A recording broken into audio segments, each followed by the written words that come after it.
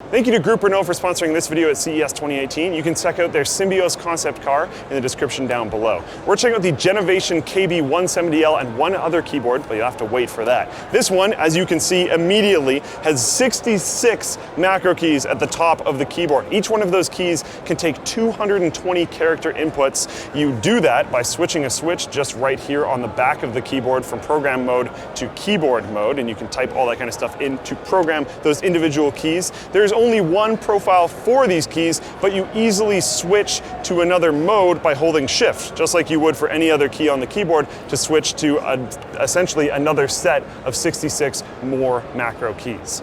All of the keys at the top have these clear top covers on them, so you can print out little cards for each one of them, insert it under the top cover, and then be able to reference what that's actually for in the future, which is really helpful because, well, they're programmable keys, so they're what you set them to, not what they're pre-programmed for, so they can't come with labels on them.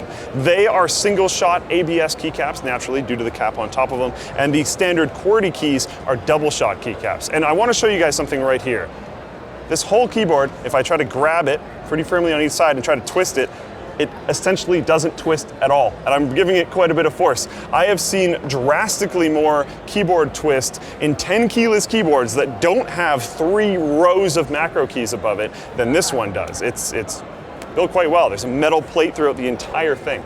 So it weighs 2.2 kilograms or 4.85 pounds. That's a lot for a keyboard, good for bashing zombies with or just staying where it's supposed to be on your desk. They did, however, take some precautions in making it as compact as they could. You can see, compared to a standard keyboard, there isn't this divide between the F keys and the normal QWERTY keys. They shrank that down. Whether that's a positive or a negative, I'm not entirely sure. Personally, I think my muscle memory would make it so that when I go to press escape, I would end up pressing this macro key in the corner.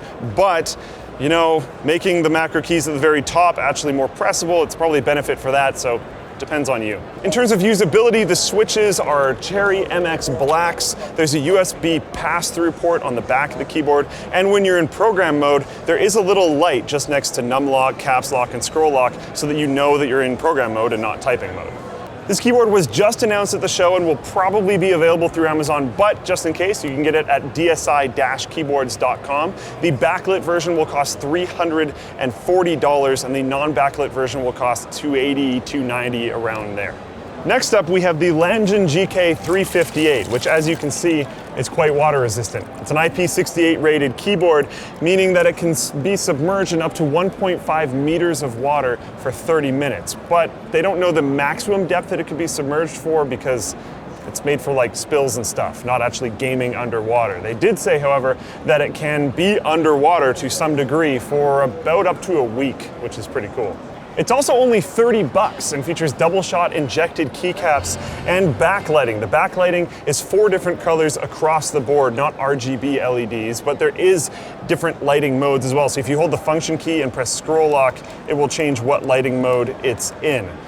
We have experienced a couple glitches while sitting here, but it seems to be only if you get water on it and then lift it up vertically so the water goes up into the keycaps that there is any problem. So if you spill stuff on your keyboard, maybe don't pour the water into the top of the keycaps and you'll probably be fine.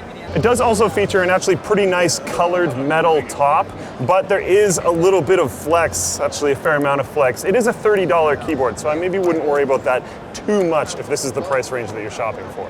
It features an optical switch I have not personally seen before, manufactured by a Taiwanese company called Everlight.